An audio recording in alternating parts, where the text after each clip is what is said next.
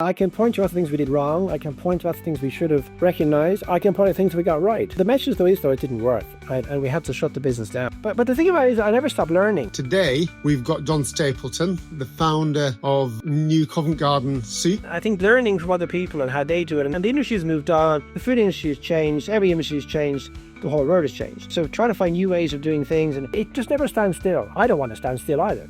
Welcome to FounderMetrics by Vested, the podcast that delves deep into the anatomy of business triumphs and the strategies behind the commercial success. I'm your host, Ifti Nasser, founder and CEO of Vested, and I'm so excited to take you on a journey into a world of inspiring founders. You're full of success and exuberance, and you're now going to go conquer the world. You head off to the States.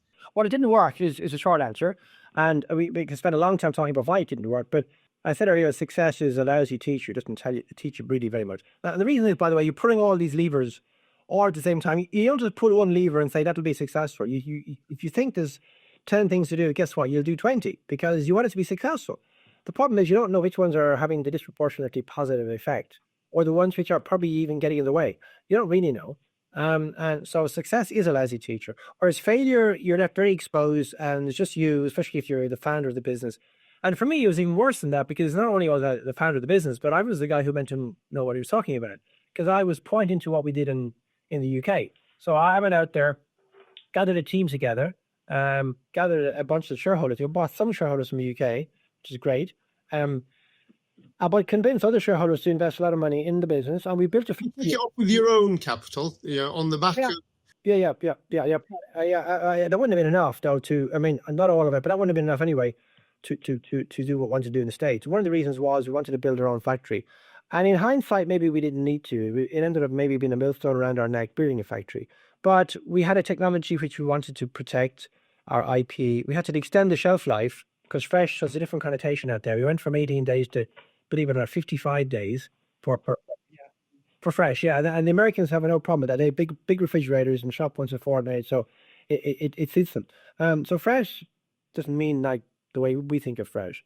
So we had a very interesting technology which has been enhanced, if you like, for the US market. And the US is a very litigious country, so I didn't really want that to fall into the wrong hands. And I thought there was value. I thought, there was value in it. Anyway, we did it ourselves. We probably could have outsourced. There was one other company, but we could have outsourced it to. It wasn't like the UK in 1987. Anyway, we didn't, and I think for all the right reasons we didn't, but it proved to be a problem because we needed more money later to invest in the business because our overheads and our capex was so high. And basically, what happened was we couldn't generate the rate of sale quickly enough. We weren't getting the traction, anything like we did in the UK in the early 90s. We had to basically focus on trying to deliver rate of sale, trying to deliver rate of sale, and it was taking a lot longer. So we ran out of money. Now the other thing was we had involvement from Apex, but not through the London office, through the California office, which is based in Palo Alto, which is great because they were just around the corner.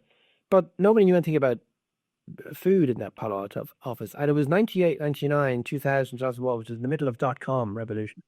So everybody, even if they didn't know anything about .com before, they knew about it now. And everybody was diving into the .com area to invest. So it was all about tech, it was all about .com.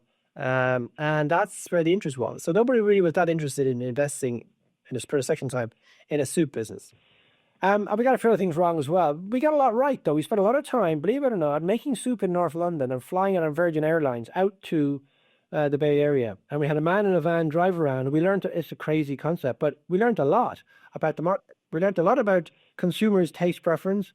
We learned a lot about how the market works. So we learned a lot of really good stuff. And we did the same in New York with some retailers there. So we're going to build a factory in New York later. We never got to that though because we couldn't get the rate of sale to work.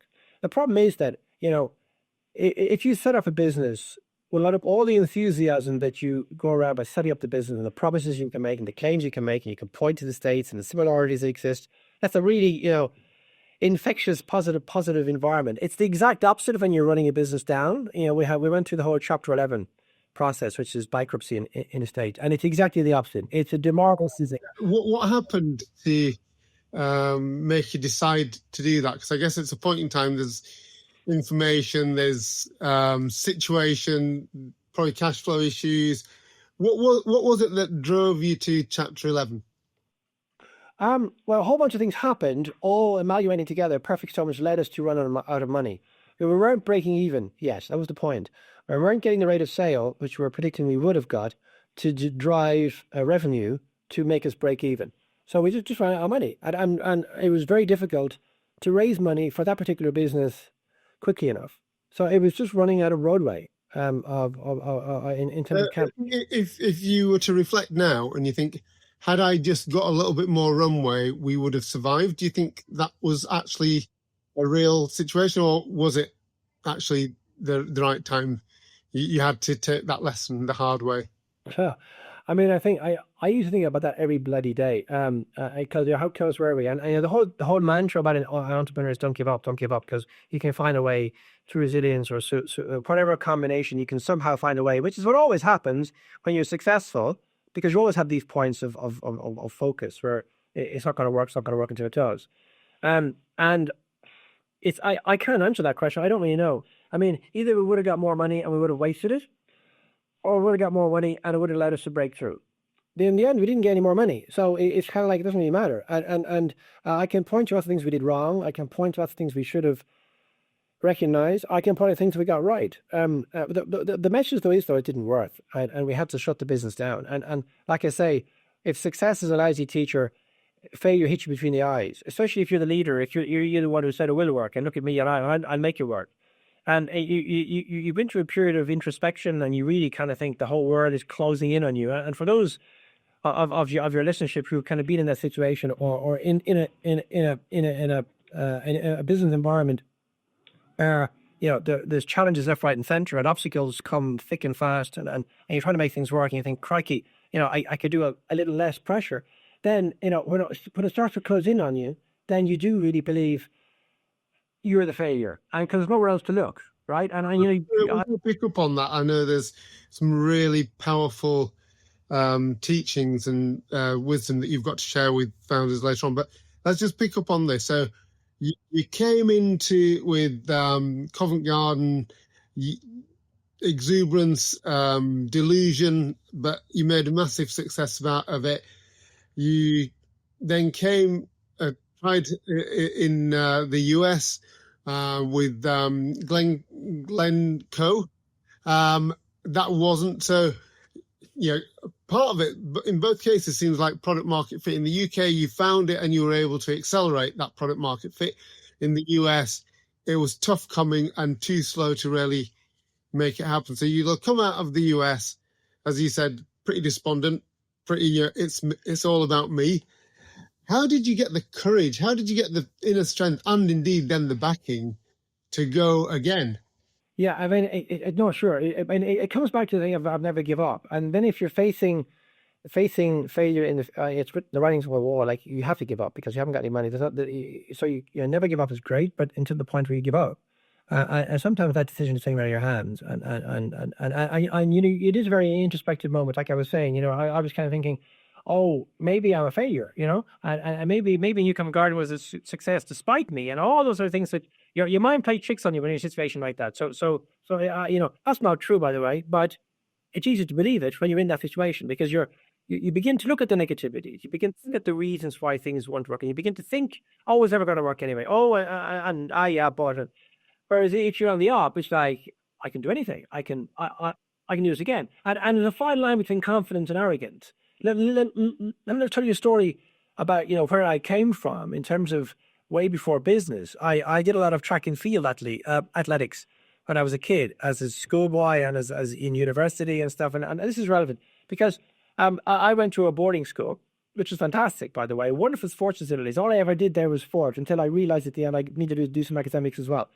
But I did athletics, and I did athletics very purposefully because it was not a team sport. Now, this sounds like sacrilege because we all believe everybody should do team sports. And I love rugby. I never played rugby, but I love watching Ireland, especially beating England. No, I'm really joking. No, but I do love watching rugby, just as an example, because it's such a fantastic example of good role model and great team sport. And it's like what you learn from that at any level is incredible. Any kid going through that is set up for life. But I circumvented all that because I was too smart. I thought, no, I don't want to be the one carrying a team through failure or, not succeeding because some of my teammates let me down. I was going to do something which is an individual sport. I did track and field. I did it pretty well. I represented Ireland. I did triple jump. But it was a very conscious decision, even back then. And I'm kind of thinking, I did the same when I went to the States, didn't I? I know how it works now, and I did because I'd done it and I'd proven it. But I didn't, I learned a lot more. I didn't realize that. So somebody once said, I think it was Mark Twain, the US and the UK are two countries divided by a common language. There are often similarities. The problem is the similarities are on the surface. And when you dig in, you find out, bloody hell, there's a lot of differences too. So it was a real learning point here. But the point about it is you really should reach out and ask for help or seek a mentor. I never did. However, that got me through the next phase as well, was a bit of doggedness, which is I'm not going to go out in failure. I am just absolutely not going to go out in failure. And I want to prove to everybody, but I really want to prove it to myself that I can do it again. And it's like, it's a very arrogant thing to want to do, but it was the only thing that got me through. I can't try to answer your question here. I don't really know, other than I did New Common Garden Soup Company, and I'm in this introspective mood of, was it me or was it luck or was it, whatever? And then I'm in this Glencoe Foods, which is, oh my God, I said I was going to do this and I did the opposite. And I said to myself, I know enough about food, I know enough about business, I know enough about myself now. I don't know how or what or where, but I'm going to do a third business and it's going to be successful. And it wasn't easy. It sounds like, the third time around you have it all figured out because you're there from the success, you're there from the same year. Oh my God, you've got adversity coming around every corner to hit you. And so it's never easy. But I think in terms of answering your question, how do you get the courage? I mean, you have to have the courage of your convictions in the first place to set up a business, right? To say, this is going to work because, and it's only as it's going to work despite everybody else who tells me it's not going to work. I'm going to prove them wrong. And all these people really should know better. And they should know an awful lot more than I do. And you have to kind of think, no, hang on. I have insight to the consumer here. And I really think if we just get this on the shelf and they just buy it once, they buy a third and a fourth and pick because the product quality is so good. And that was, I kept thinking about that. How do we know that? Well, we didn't, but we just believed it. And then we went about making sure everybody else believed it. And I thought to myself, you know what? I got to do this again. I got to do a third business. And that's where the motivation and the inspiration for Little Dish came from. A last point, I think, I really do believe that one of the major reasons, not of course the entire reason, one of the major reasons why Little Dish was a success was because Glencoe Foods was a failure. And that made it paramount that I had to do the third business and make it a success. Yeah, no, I mean, clearly a big success because you sold it in 2017.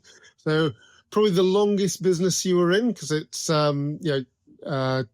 Covent Garden was 10/11 years. This is, Little Dish was 12 years. Glencoe was obviously a lot less. But, so you could literally, 2017, you made another killing and you've put that, correction of the record back to positive for yourself. You could just retire at this stage. And yet you're still well and truly in the food and beverages game. You've not stood back at all. What now is driving you? Now that you've proven that you can succeed, it wasn't just a one-hit wonder.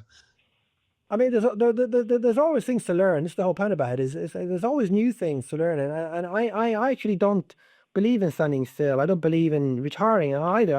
This is the content everybody does it. I'm sure, and I'm lucky I can keep going and healthy and all the rest of it. But there's always more things to do. It's like, I sometimes, I'm not necessarily a great fan of his, but I sometimes think about Arnold Schwarzenegger, right? Because he was this crazy guy who had three completely different careers. But why not? But why not? Do you know what I mean? People used to laugh at him for all sorts of reasons. Maybe I did too. But there's probably 4 careers, John. He was a bodybuilder, he was a film actor, he was then a restaurateur, entrepreneur, and now he's a governor or was a governor.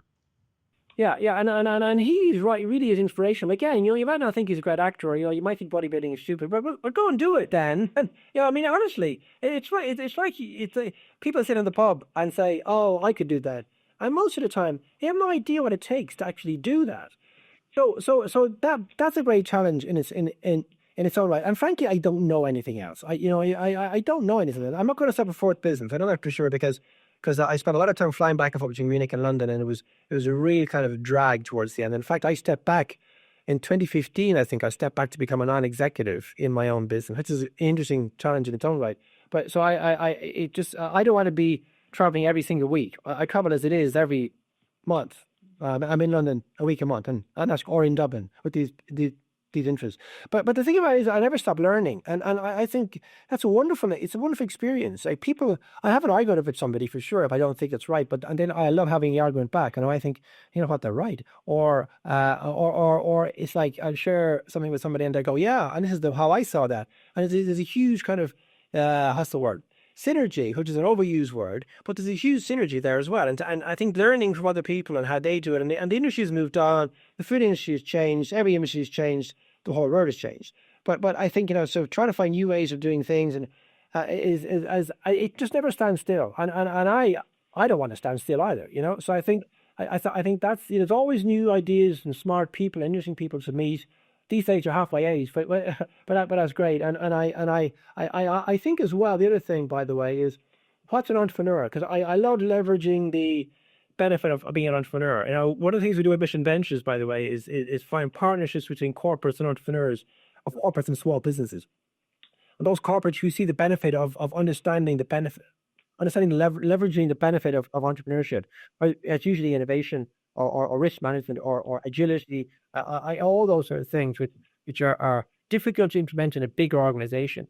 And we do that in the food context at Mission Ventures. What I like to do is leveraging the entrepreneurship and the entrepreneurship issue is all about managing, being comfortable with risk, and also being comfortable with uncertainty. And that's one of the things I talk about these days. You ask me, like, why do I keep going? Well, there's a huge amount of uncertainty out there at the moment. And I think there always has been, by the way. It's not new, but it just feels like, we got Brexit and COVID and war and cost of living crisis and war and US, Mid-Atlantic, what's happening there? It's in our news and it's in our psyche, and maybe because I live in Germany, it's even closer than in the UK and Ireland. But it's like there's a lot of really interesting, dangerous, uncertain things going on. But I'm convinced in a business context, right? In a business context, the status quo favors the establishment, right? The bigger you are, the more certainty you want because you're relying on certainty.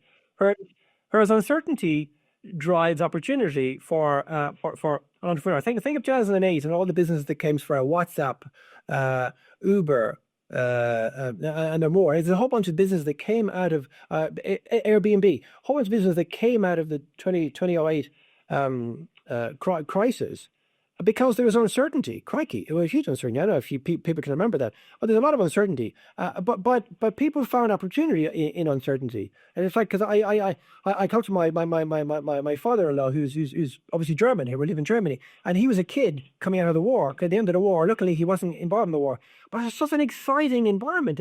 Everything was like that, back to zero. There was no structure involved at all. You can't imagine Germany like that now, but there's nothing that you can rely upon. Everything was crazy. And the amount of businesses that cropped up, it really drove creation, it drove innovation, and he had a wonderful time. Okay, he was young, he was a teenager, but it's that sort of thing that gets replicated in business and get replicated all over. And the more uncertainty, the more anxiety, maybe certainly the more adversity, I think the more opportunity. And I think therefore you can eke out lots of opportunity all the time if you're smart enough by it. But in terms of looking at where those opportunities are, finding new ways to service new customers with new ideas. COVID did that for a whole bunch. It's swum back again, of course. But there's always something new to do in a new, exciting way. And that's what gets me motivated. And that's why I don't want to turn my back on it. Vested is the leading ShareTech platform. What does that mean? It means we make funding rounds a dream, so you can raise with ease. Our platform helps founders secure investment, scale fast, and succeed. Because companies that raise smart grow strong. So take the stress out of funding rounds and raise with confidence. For more info, search Vested. Without the second need. Yeah, it's that thing about being open to the possibility rather than constrained by the challenges. Your example of Airbnb is an absolute classic of that tough environment. Okay, what can we do? Knowing your current world, there's, I guess, you've got three hats on from my understanding. You've got the venture side where you're identifying opportunities, and it'd be good to understand how you go through that process to share with other founders that will be listening to this, just how an investor looks at this thing, having been a founder yourself. There's the stuff that you said about that synergy with Mission Ventures, helping corporates access new ideas and opportunities. And then you do a lot of stuff about giving back. You do a lot of teaching and writing, and you've got this whole philosophy around the 4 pillars, which I'd love to delve into. Let's start off with your venture hat and how you go around finding or deciding on where you're going to put your cards, your chips. Right.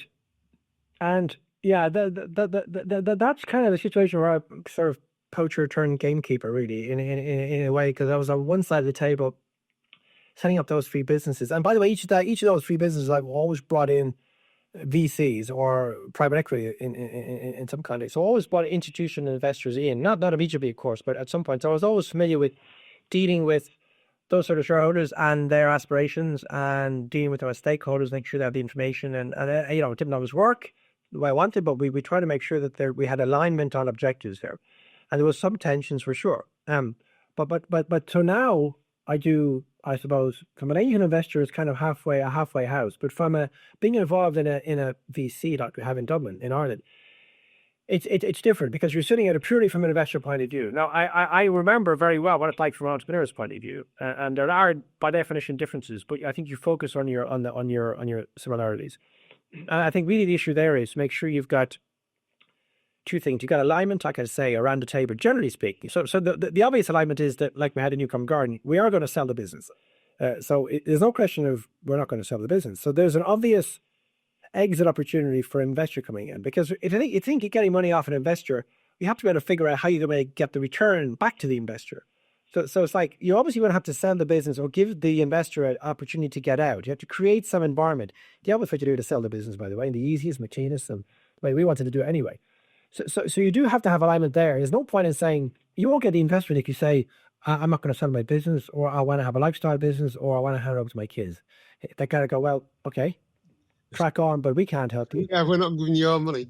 Yeah, so I mean, that's maybe sounds obvious, but it's worth saying. And the second thing is then it's real. It's going back to the triple jump days of I can do all this myself. Well, we're a bit smarter than you because you know your business better than us. It's your business, but we're smarter than you because we've been around a lot longer than you. And you might do it all yourself, but you might just kill yourself trying, or you make lots of mistakes and you might lose the business. And we don't want you to, because we're invested in you, or you just make it more difficult for yourself. So you need help. And a strict VC is not designed to help. A VC, by the way, I've never heard a VC who says we don't add value. They always say we add value. I'm a VC myself. But they don't really, they might, but they're really designed to add cash. They're really designed to provide cash. And they do a lot more than that too. Along the way, they can make you professional. They can help you along the way. They can develop an investment strategy with you. So if you're successful and hit all your targets, they come back in and invest again. And if you do it again, they can go back in with somebody else. If you want to go to the States or want to go overseas, they have much longer reach than you do. Much easier investment for 2nd round or 3rd round founders. Absolutely. You've got somebody sitting there who really wants to invest. You just need to do what you said you were going to do. It doesn't always happen. But no, absolutely. So you've got alignment there. But the point about it is really the way VC typically adds value in the here and now and today is by helping you form a board. They might sit on the board, they might not sit on the board, but you need a board. And if you don't realize that, then you're going to make a lot of mistakes by not having one until you realize you need to have one. I think you don't need a board. You don't need 10 people on your board. You don't need a compliance folk. You don't need a committee. You just need somebody, typically maybe people in the industry with contacts who've been there before, either an entrepreneur or an angel investor, whatever it is, that can help you through, at the very least, bounce ideas off, kick the tires in your plans, give you some input. Yeah, you go back to your day job. And you also have the discipline. I used to curse myself left, right, and centre in Newcomb Garden because I had to get ready for a board meeting every month. We had a monthly board meeting, which I thought was ridiculous. Now, there's some arguments maybe you don't need a monthly board meeting, but it's a wonderful discipline to get ready for a board meeting. And if you get streamlined, and that's a huge effort to generate a board package, but it is a hugely beneficial practice to have a board, because you have somebody else coming in every month to look at your business, and you need to get ready for the questions they've got to answer. And you might not know the questions the first 10 times or 4 times or whatever, but after a while you think, shit, he's going to ask that really difficult question, which I've been, frankly, I've been avoiding myself because it's a difficult question. I really need to get an answer to that question. And he may not ask the question, but you've answered it yourself. And it's that is just such brilliant encapsulation of that whole notion of the board. The prep for the board, it's a piece of discipline, it's a piece of rigor, it's a piece of challenge to yourself, because as you say, you don't know what you're going to be asked, but you need to be able to address it. Yeah, exactly. And after a while, you'll get good at predicting the questions. But the point about it is that the questions are being asked either by somebody or by yourself, and therefore you're figuring it out. And I remember we had a really good example of this at Little Dish. Crikey, I can't remember his name there. I can't believe I can't remember his name. Let's call him Paul. But so Paul would be the guy who'd ask the stupid question. Paul was a very smart guy. He was from Goldman Sachs, and he would never ask a stupid question. But he wouldn't be afraid to ask the question which he didn't understand the answer to. And it would be, oh, well, that's how the industry works. Well, that's the most stupid answer I've ever heard. Why? But why would you do that?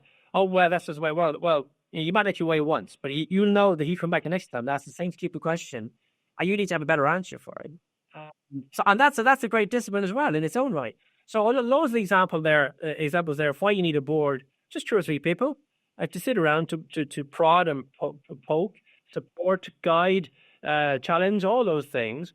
And if you don't have that, you miss out a lot. And I think VCs, if they're smart, try to surround, especially if it's just one entrepreneur, like a lone entrepreneur with a team who are just doing a lot of running around doing stuff, and the only person strategically in the business is the entrepreneur. Entrepreneurship is a very lonely place at the best of times.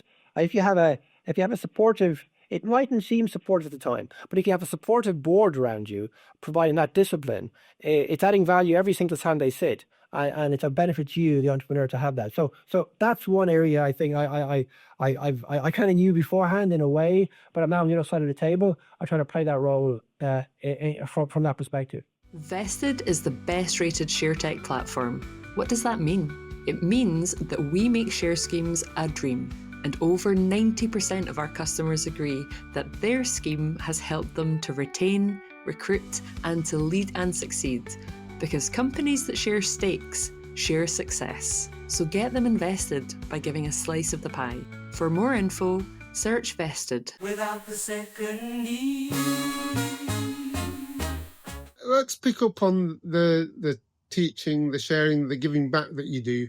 And you're a travelling, visiting professor at various institutions. But there's this whole concept around the 4 pillars that you talk about. Do you want to just run through those 4 pillars for us so we can get some of this? Yeah, absolutely. I've kind of distilled them down over the last few years. When you're running your own business, you don't have time to distill anything. You're just running from one challenge to the next and busy. And then after I've kind of like sold Little Dish, I had a little bit more time, although I filled it up probably 2 months, but a little bit more time to think about, what is my story and what have I learned and what not only have I learned, but what might be a benefit to everybody else. And I kind of broke it down into like 4 pillars, which are keep calm and trust yourself, which probably means that it's kind of like imposter syndrome. And I remember sitting in meetings in Newcomer Garden Soup Company thinking, I'm not qualified to make this decision. So who's making the decision? And then with dread realize it's me.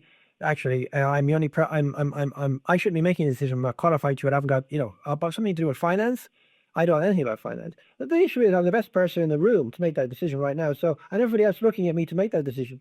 So I just better make a pretty good decision. Now, I'm scared on my wits in terms of making my decision because it could be terminal for the business or it might set us back.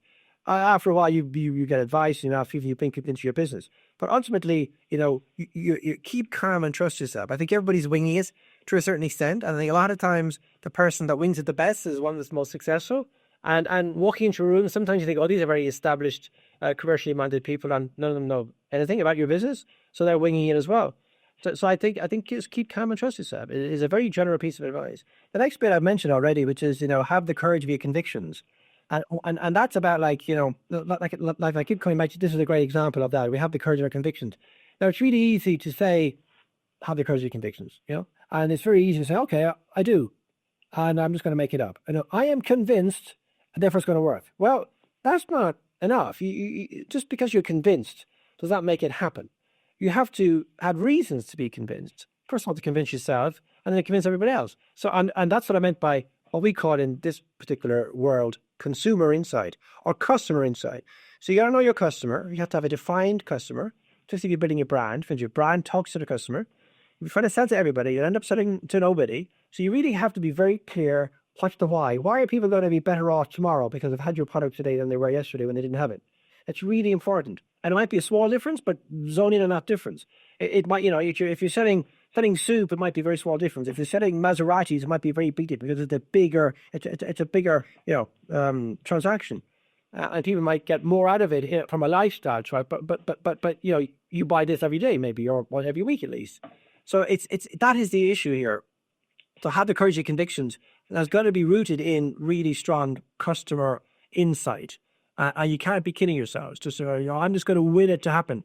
Well, we have to do that as well. But at least you know that it will work if you get across to enough customers. The next bit was embrace adversity and learn from failure. And that came out from all of the experiences in all the businesses I've ever been involved with, particularly though Genco Foods, because it was a failure. It was a mammoth failure. The whole thing was a failure. But there were lots of little failures along the way in all the other businesses. And so learning from failure is all about, people say this a lot, but what do they really mean?